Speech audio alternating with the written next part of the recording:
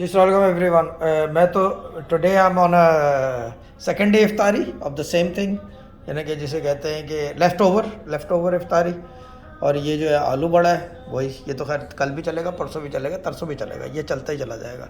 बाकी ये कि इसके साथ कचूम्बर है। ओए होए होए एपिक, कल तो इतनी मिर्च खा ली थी। अच्छा ये काफ़ी स्पाइसी है, मैं ये बता दूं, this is pretty attractive spicy wise ना।